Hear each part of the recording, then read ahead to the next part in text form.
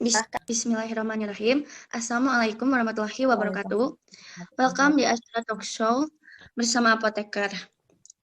Pertama-tama izinkan saya untuk memperkenalkan diri. Nama saya Fitri Hoirunisa serta rekan-rekan saya yang bernama Padlan, Elsa, Wiwit, Wahyu, Dea, Alamsyah, Riham, serta Muhammad Anggit. Saat ini kita sedang ditemani oleh apoteker yang sangat hebat, yaitu Bu Dewi Gayu Lestari. Beliau merupakan lulusan Unpad. Halo Ibu. Halo, Assalamualaikum teman-teman. Waalaikumsalam. Ya, oke. Boleh dong sedikit memperkenalkan diri Ibu kepada yang lainnya. Oh, boleh. Tadi sebelum kita mulai, kita udah saling kenalan ya, tapi tidak resmi. Jadi ini kita kenalan resminya. Assalamualaikum warahmatullahi wabarakatuh. Perkenalkan saya Dewi Gayu Lestari. Saya saat ini bekerja di PT Dankos Pharma, Kalbe Company, di Departemen R&D, bagian Project Management. Tadi sudah disebutkan ya, saya lulusan Unpad, Universitas Pajajaran. Sekian. Ada yang mau ditanyakan terkait biodata saya?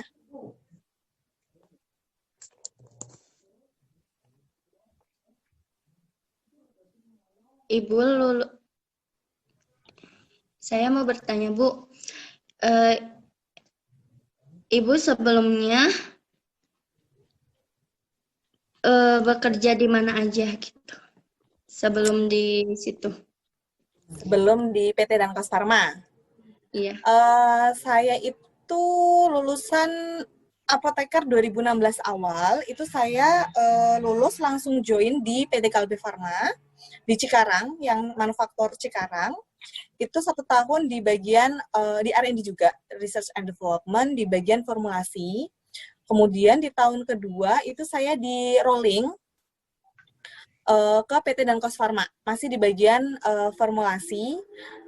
Kemudian sekarang saya di R&D tapi sudah mutasi ke bagian project management.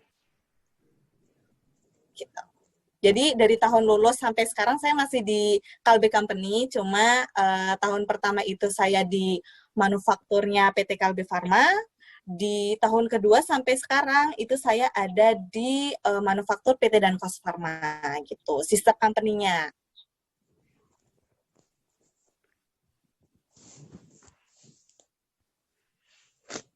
Baik Bu, boleh sedikit bercerita pekerjaan apoteker di industri ini? Sepertinya belum banyak orang yang mengetahui.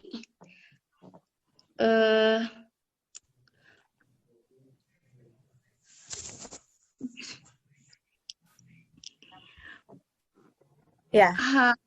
Cerita hal mengenai pekerjaan apoteker di industri itu bagaimana sih Bu? Oke.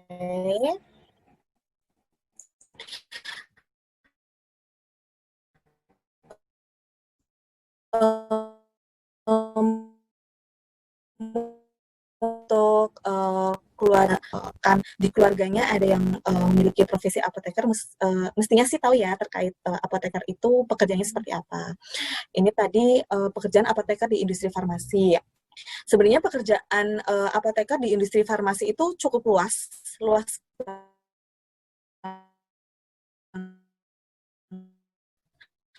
hampir dari hulu ke hilirnya itu ada research development. Jadi berjalannya produk baru ini dari penentuan desain new produknya, kemudian kita melakukan penelitian atau development new produknya, kemudian produk tersebut bisa terregistrasi ke BPOM, kemudian disetujuin dan produk tersebut bisa diproduksi komersial hingga rilis.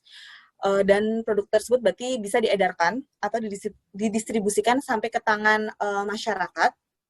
Dari tadi hulu ke hilir, dari desain produk, new product, sampai dia didistribusikan, itu setiap tahapan prosesnya tidak terlepas dari peran atau fungsi apoteker. dari masing-masing bagian atau departemennya sendiri. Jadi cukup luas kalau misalkan mau tanya pekerjaan apoteker di industri farmasi, ya itu udah rumahnya gitu. Industri farmasi ya orang-orangnya apoteker-apoteker gitu.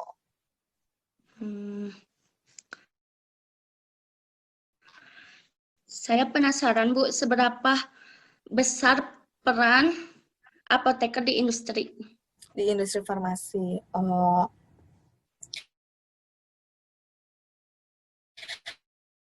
kalau kita ditanya seberapa besar, ya dikatakan hampir tidak mungkin ya di industri farmasi itu bisa berjalan tanpa adanya seorang apoteker. Benar nggak teman-teman?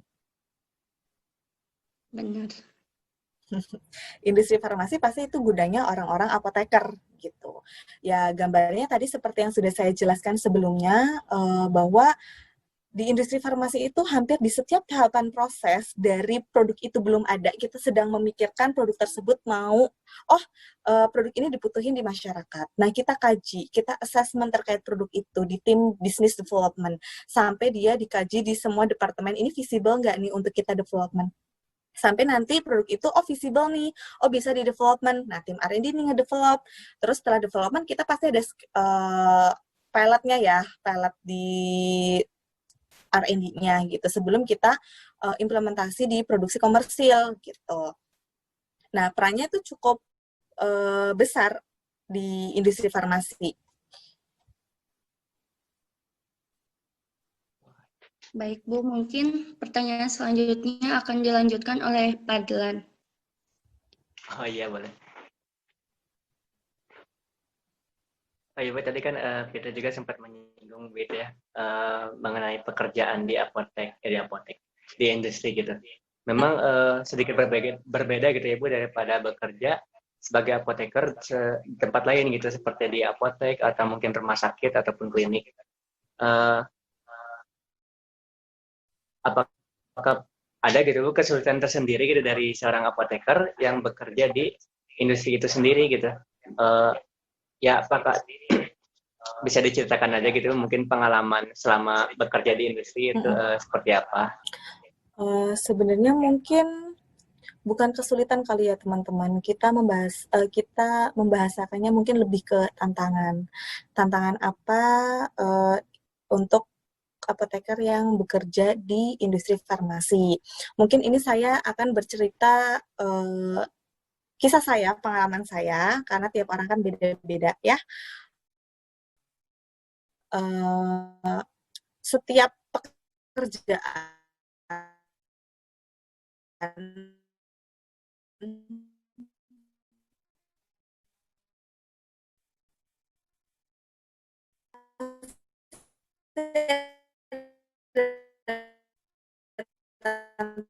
tantangannya, apapun itu pekerjaannya. Tadi saya kalau udah masuknya di bagian orang sih formulanya optimum, bukan hanya dari sisi proses, tapi juga dari stabilitas produk tersebut, kestabilan produk tersebut gitu. Karena kan ketika kita development suatu produk, pasti kita harus menjamin nih produk tersebut stabil seperti apa. Karena nanti kan kita akan mendistribusikan atau menjualnya ke masyarakat gitu. Jadi pasti kestabilan satu produk juga itu mutu produk yang harus kita liatin gitu, yang harus kita lihat. Tadi kan kestabilan produknya dan bagaimana sih formula yang sudah kita develop itu dapat diimplementasikan di fasilitas komersil atau di fasilitas manufaktur tentunya dengan mempertimbangkan cost suatu produk tersebut. Jadi saat kita mengembangkan suatu produk, new product, kita tuh harus mempertimbangkan 3 hal yang utama, yaitu ada quality produk tersebut, gitu. Kualitas produk itu adalah utama yang kita liatin, kemudian cost development-nya dan time, waktu development-nya. Bagaimana produk yang kita kembangkan itu memiliki fasilitas yang baik, kualitas yang baik, kemudian dengan cost yang mungkin dan waktu pengembangan yang secepat mungkin. Itu tantangan saya ketika saya menjadi formulator officer di bagian formulation gitu. Kemudian tahun ke berapa ya, saya di rolling, kemudian masuk ke bagian project management. Jadi status saya sekarang sebagai project management officer di PT Danfoss Pharma di bagian R&D. Untuk project management ini mungkin kalau teman-teman tahu nggak, maksudnya di R&D itu ada bagian formulasi gitu. Ada yang teman-teman tahu di bagian R&D itu ada bagian apa aja?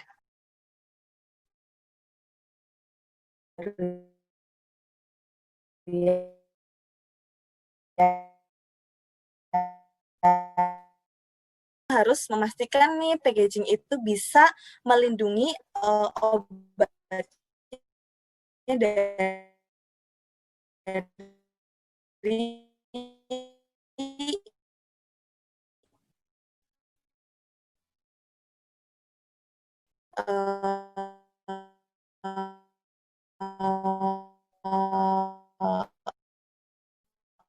faktor luar dari obat itu sendiri. Bagian project management untuk perusahaan dalam negeri itu ada Kalbe sama ada Dexa gitu. Dexa Medica. Nah, jadi ini saya infoin project management itu tugasnya ngapain sih gitu. Sebenarnya project management itu gimana sih kita memastikan project yang di R&D ini tuh dapat berjalan efektif dan efisien sesuai dengan timeline, cost, dan target desain produknya yang tadi sudah kita tentuin, yang udah kita assessment di awal bersama gitu. Jadi untuk tantangannya project management officer ini kalau saya secara pribadi ya, tantangannya itu kalau menurut saya, kita kan project management itu seolah-olah sebagai leadernya project tersebut. Misalkan R&D lagi mengembangkan new product A gitu. Nah, kita kan punya tim tuh tadi, ada project management officer-nya, timnya itu ada tim formulasi, ada tim analytical, sama ada tim packaging gitu. Jadi kan beragam ya orangnya gitu. Masing-masing tuh punya karakter sendiri-sendiri gitu. Jadi kalau menurut saya kalau jadi PMO itu bagaimana sih pendekatan personal ke tim kita sendiri, itu menurut saya itu satu tantangan karena tiap orang kan memiliki karakter yang berbeda-beda. Ini saya bisa komunikasi belak-belakan dengan orang A gitu, si A gitu. Tapi saya nggak bisa nih komunikasi dengan cara seperti ini ke Ibu B gitu.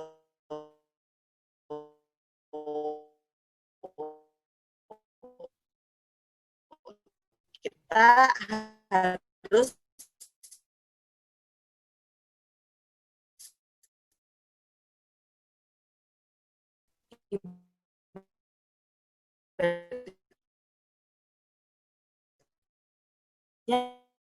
menjustify sendiri, oh kalau misalkan ke ini cara komunikasi saya seperti ini, kalau dengan beliau saya komunikasinya seperti ini, ibaratnya biar kita tidak ada slack dan kan kita akan persikan lah gitu untuk lebih mensolidkan tindakannya lagi tujuan A dan memiliki ownership project itu bersama gitu. Jadi nggak seolah-olah ya udah ini kan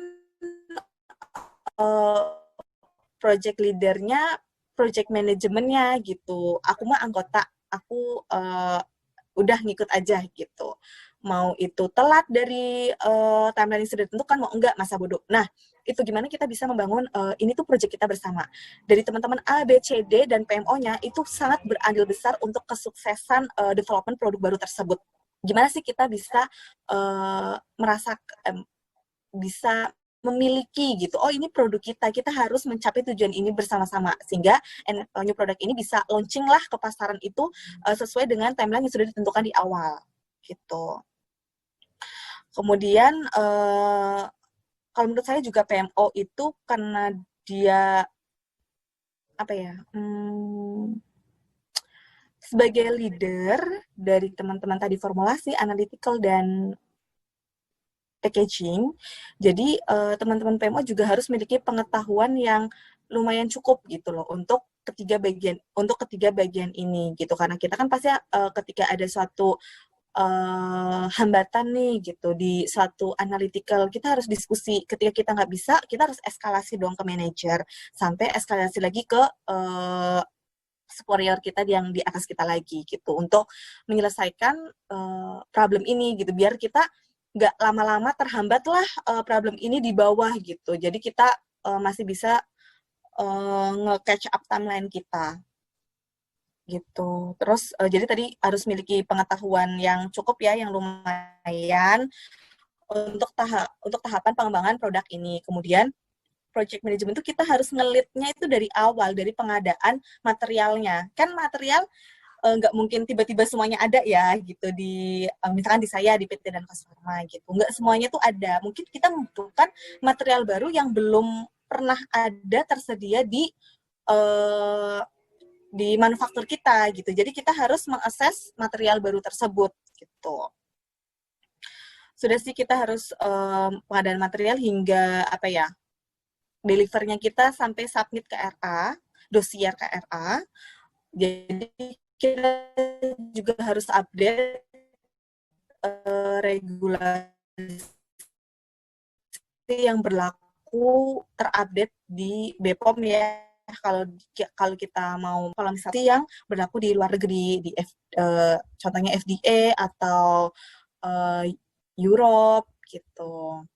Jangan sampai kita udah nge-development produk A dengan regulasi A, ternyata sekarang update nih, udah regulasi B. Lah kita dari kemarin udah development, udah ngeluarin cost banyak, waktu udah terbuang banyak, ternyata tidak comply dengan regulasi yang berlaku. Kan itu fatal banget kan. Gitu. Jadi kita harus apa ya? Harus melek dengan regulasi terbaru sekarang. Gitu. Kurang lebihnya seperti itu. Ya memang emang apa ya?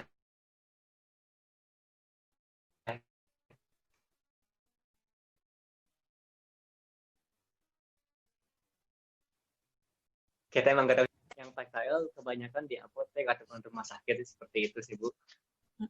Oh jadi teman-teman masih belum banyak tahu nih untuk aktivitas di Ya, industri betul. itu seperti apa gitu ya. Ya betul Bu, seperti itu. Ya emang kita pun dari tadi agak-agak bingung sih kayak gitu jadi.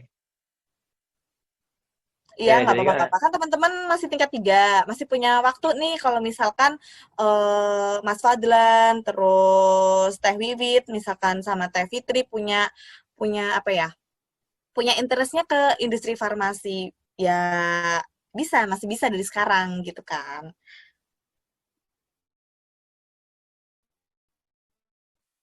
Masih tingkat 3, masih awal ya Bu banget. betul.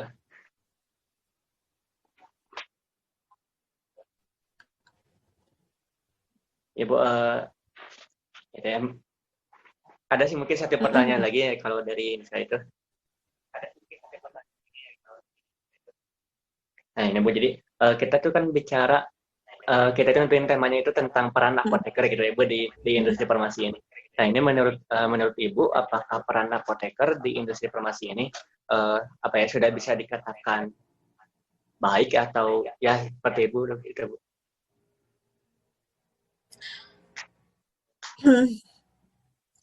Ini saya berbicara terhadap sesuatu yang saya lihat ya, gitu.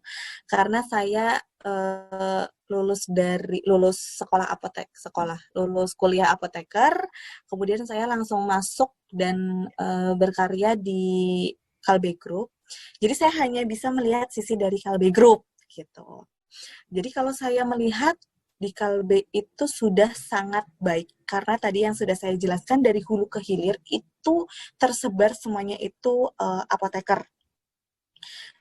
Dan di apoteker di Kalbe itu sudah menjalankan sesuai peran dan fungsinya masing-masing di mana apoteker tersebut ditempatkan. Tadi yang di awal kan saya nempatin, saya banyak bercerita di R&D karena emang saya dari awal di R&D gitu dan saya melihat teman-teman di sini bekerja sesuai dengan kompetensinya gitu. Dan tadi saya sempat mengulik sedikit tentang quality. Di teman-teman quality pun harus memiliki apa ya? Kompetensi terkait kualitas mutu produk gitu. Dan itu di Kalbe sudah ditempatkan sesuai dengan spesialisnya masing-masing gitu. Apoteker tersebut gitu. Jadi kalau menurut saya kalau di Kalbe ini sudah baik, karena saya nggak bisa menyebutin di perusahaan lain ya, karena saya belum di lain seperti apa kan jadi fitnah kan nanti gitu. Iya, Jadi saya melihat apa yang saya lihat di perusahaan saya berkarir gitu. Kami sudah menjalankan peran dan fungsinya dengan baik. Dari tadi kita mengembangkan produk sampai menjalankan di proses produksi, merilis produk tersebut, dan sampai mendistribusikannya produk sesuai dengan ketentuan dan regulasi yang berlaku ya pastinya. Jadi kita harus melek banget terkait regulasi yang berlaku gitu. Kalau misalkan oh kemarin kita pakai regulasi A, ternyata ini sudah ada update ya, kita gimana harus mengcomply terkait regulasi yang berlaku sekarang gitu. Jadi menurut saya Apoteker di Kalbe Group sudah menjalankan perannya dengan baik. Ini saya berbicara karena saya taunya di Kalbe gitu.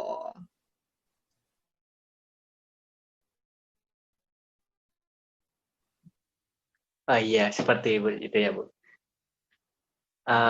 Gini Bu, ya terus selanjutnya ini dari saya pribadi sebenarnya nih, mungkin saya ingin minta tips gitu Bu, atau mungkin saran harapan buat kita gitu ya, sebagai insya Allah gitu calon apoteker Ibu di masa depan, tips dan harapan untuk kita gitu Bu. Untuk teman-teman ya, sebenarnya kalau menurut saya pribadi ya, buat teman-teman, buat nanti yang teman-teman kan tadi yang ranah pekerjaan apoteker tuh kan luas banget ya. Tadi udah disebutin, teman-teman tuh kebanyakan taunya di mana, di apotek, di pelayanan gitu. Ya.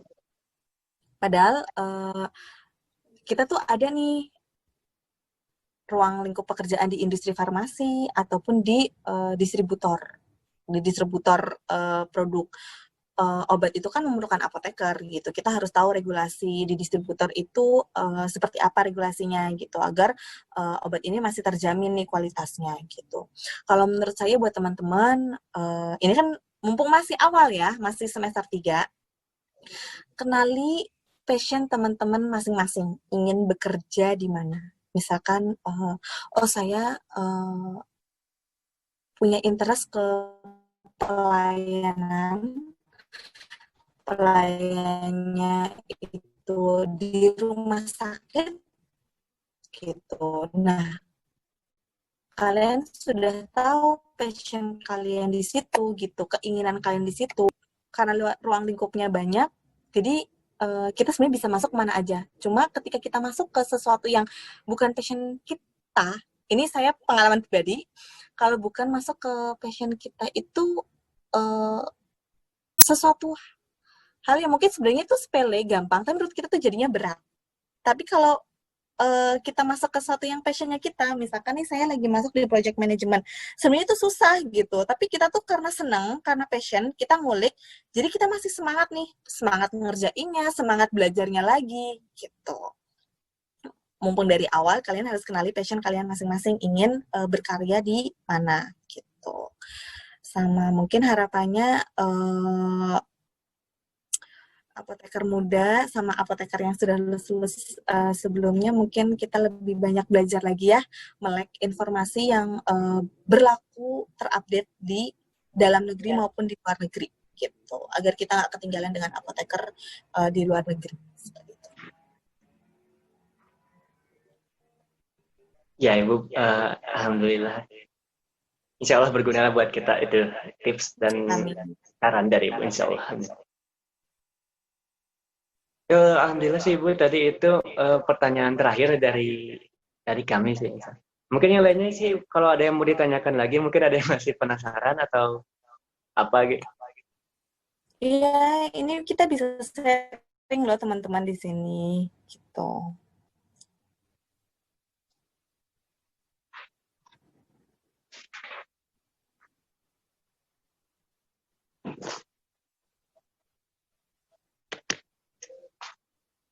Ya, atau mungkin Ibu, mungkin sudahkan saya saja ya Bu. Oke, kalau Bisa, sudah tidak ada ya mungkin sudah tidak ada.